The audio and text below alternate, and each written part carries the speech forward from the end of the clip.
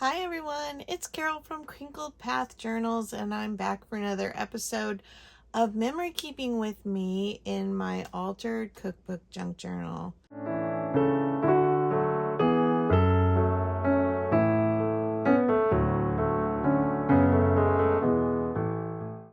Now, last time I did an entry, I talked about my little babysitting class that I did in my scouting group and all the joys and drama of babysitting.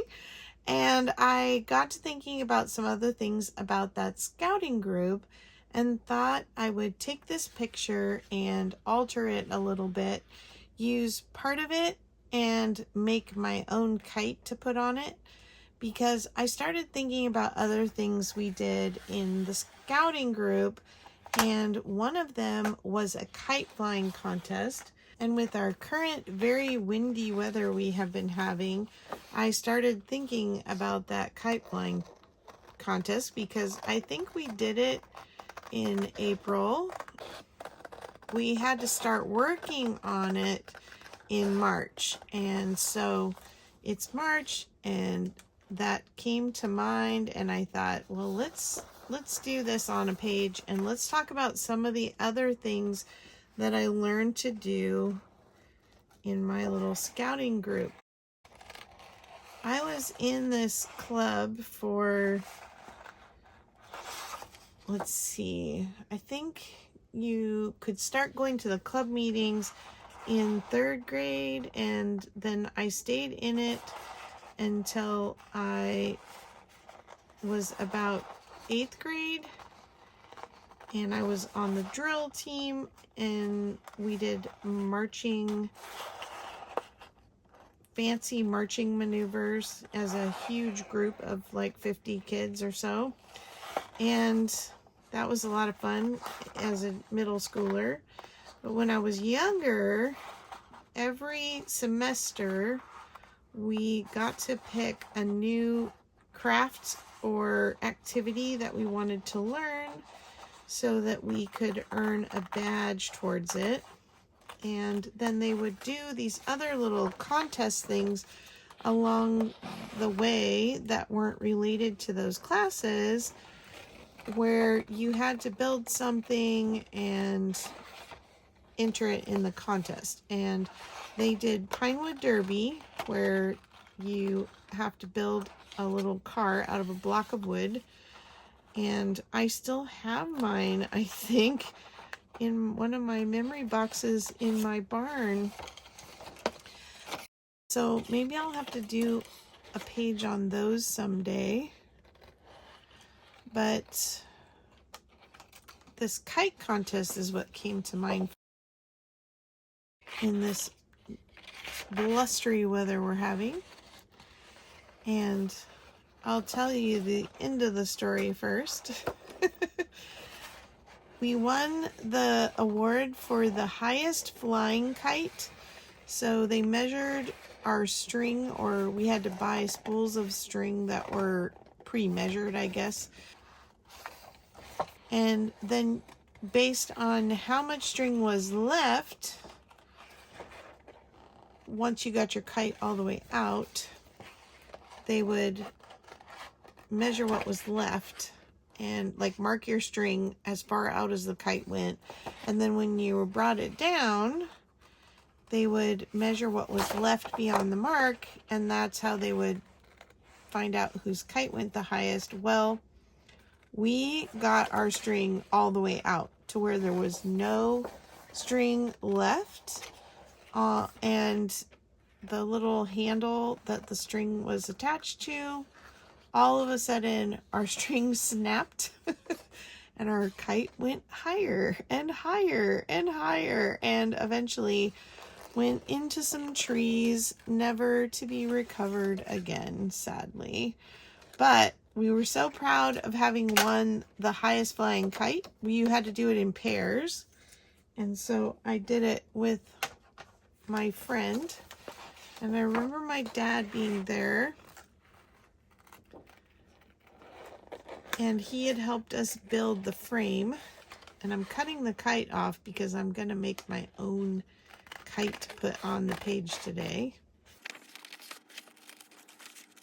But our kite, we made it was plastic kite, and we took oil pastels, which actually would write on the plastic, and we hand drew a quilting pattern, patchwork quilt, all over the kite. And it was very colorful and very fun. And I just remember we had such a good time that day, despite losing our kite.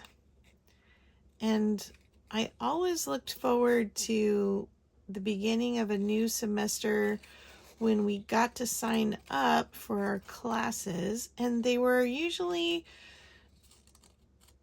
led by parents or volunteers from our church would come in, and they would use their skills to teach us something new. And I was trying to think of some of the things that I did so that I could list them on this page, because I won't be doing a separate page for every one of them.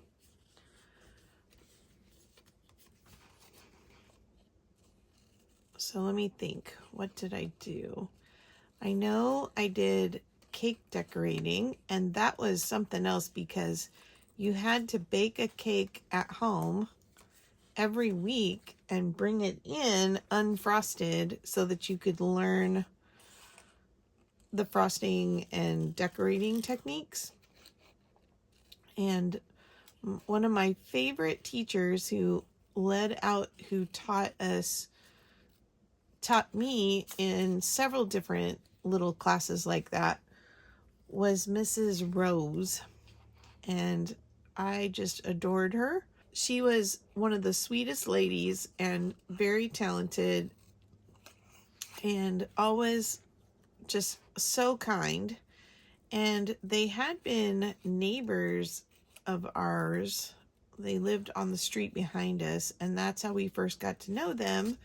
Was when I was little, we would go over to their house like on a Friday night, and one of their sons played guitar, and my brother would take his guitar, and we would sing songs and usually hear stories or just hang out and visit. And so we knew them early on, and so maybe that built some level of trust. But then she was just always so sweet and talented, and so I'm pretty sure she's the one who taught my cake decorating class. And then also, I think later on, she taught my crocheting class.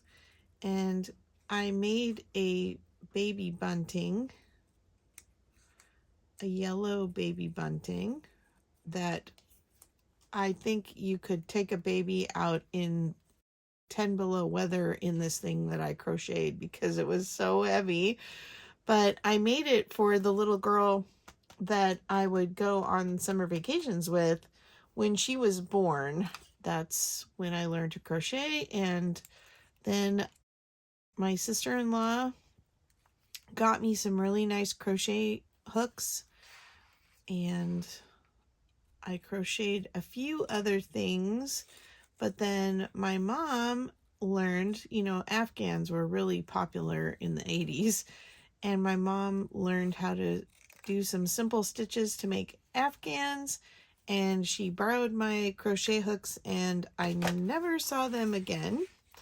And I have to tell you, I know this isn't really on the topic I started on, but I have to tell you, my sister-in-law, when my mom passed away and we went through her entire house to empty things out, we had to sell the house.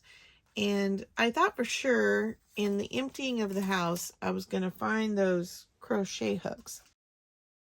A couple weeks later, after we were all done with the clean out and everything, my sister-in-law brought me a gift, and it was brand new set of those same nice crochet hooks. And so I really need to pick it up again and learn to do something with it. She gave me a little pattern book. So hopefully at some point I will get some yarn and try that. Other things I learned in the scouting group were I learned stained glass, and I still have the box that I made out of glass that I soldered all together with metal tape that you would put on the individual pieces. You had to make a pattern, your own pattern, and cut the pieces and then solder them all together. And I really enjoyed that too. And I did string art one year where you have to nail a bunch of nails in a board and then you wrap the string a certain way to bring out an image. Let's see, what else do I remember doing? I did candle making. My junior and senior years of high school, I actually became a counselor for the scouting group.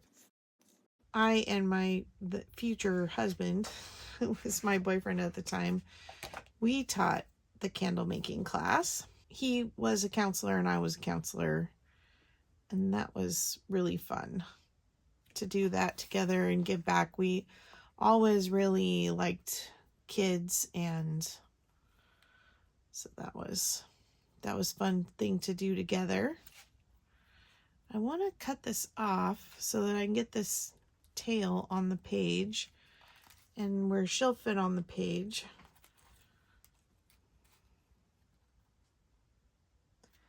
And obviously I have to find something to put behind because I think I'm going to have to cut the string right here next to her hand and then turn it some to get this to go on the page the way I want. So I'm thinking her on the bottom. We'll clip this part.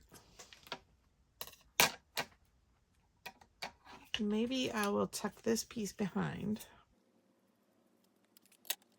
We still make candles with whoever comes with us camping for Thanksgiving. We make beach candles. We bring all the old candles that I have a friend who does estate sales, or she did have a little estate sale business.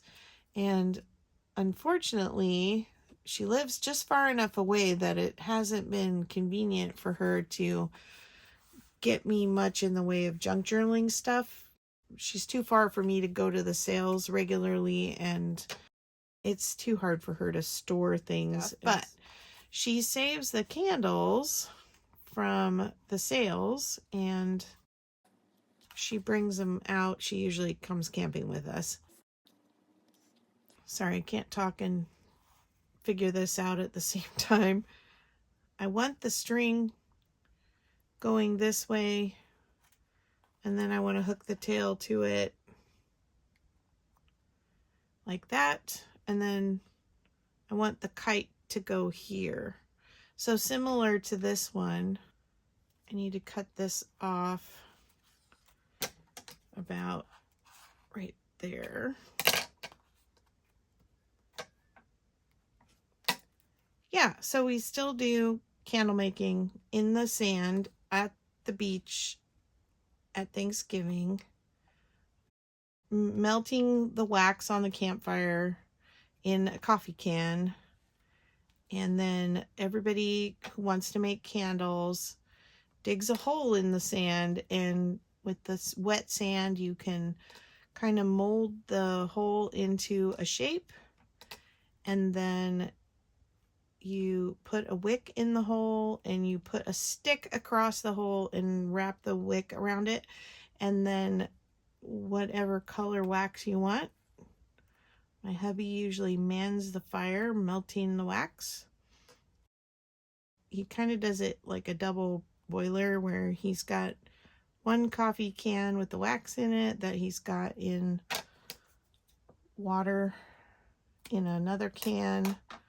As wax melts, he goes and pours it in people's holes they dug and formed, and then after the wax completely cools, you have whatever shape you made in the sand. The candle is covered with sand, and we usually take them back and burn them at our campsite for the next couple nights, and it's just really fun. So the candle making classes have gone far for us, I guess is all I'm trying to say.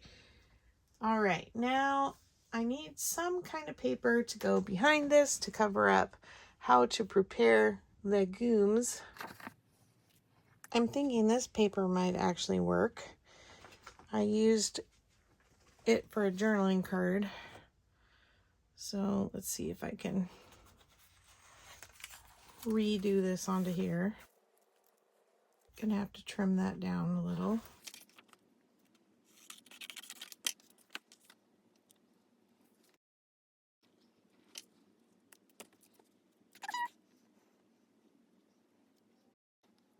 So just all a little bit fiddly, and of course I'm gonna have to move it again to glue it. Not too concerned about having you watch me glue it. I just want to get to making my kite. And so I may save these clouds though, just in case I can work them behind my kite up here somewhere.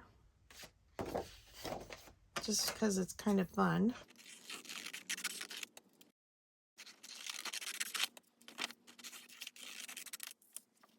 And then I thought this was cute because it's like kite flying directions. So I might save that and make this into a journaling card.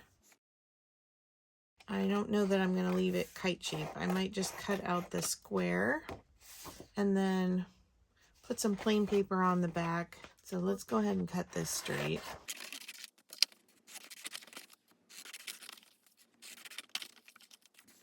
So they had kind of a lottery system of how kids were allowed to pick the activity, because only so many could be in a little group with supervision and a teacher doing certain crafts. And so sometimes you didn't get exactly the one you wanted. Then you had to go with something else, like soap carving.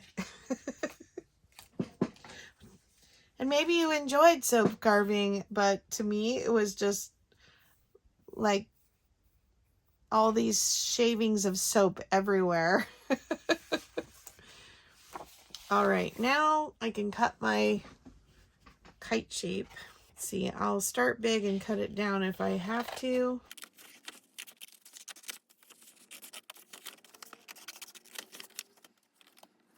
There's my kite. I don't know if this is going to work, but I might give it a good try.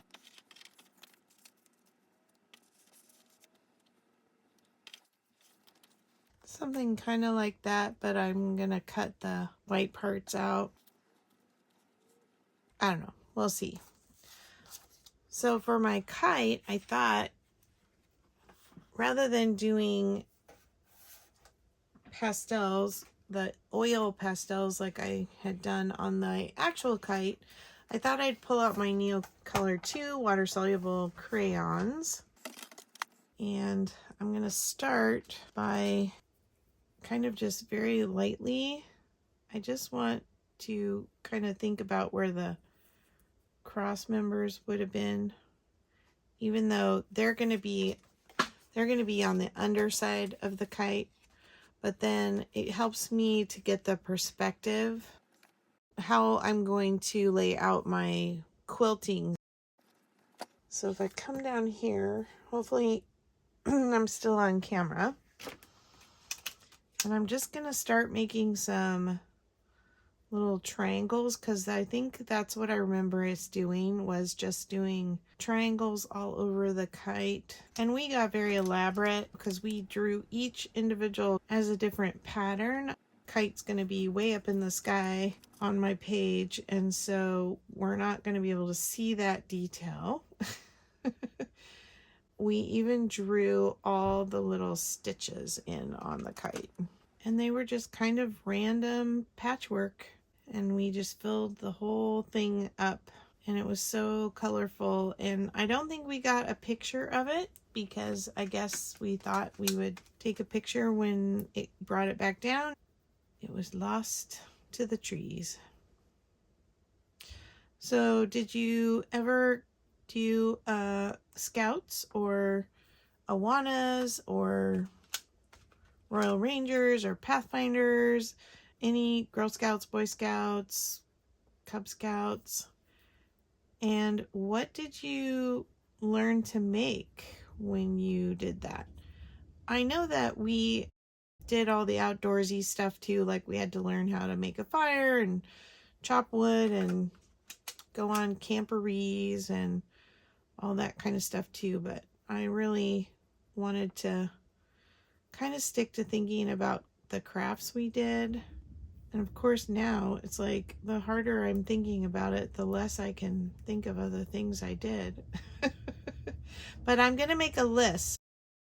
I will hopefully show you the list on my flyover if I get it done. So I'm gonna finish coloring this and then I'm gonna glue everything on the page and I will come back and fly over to show you.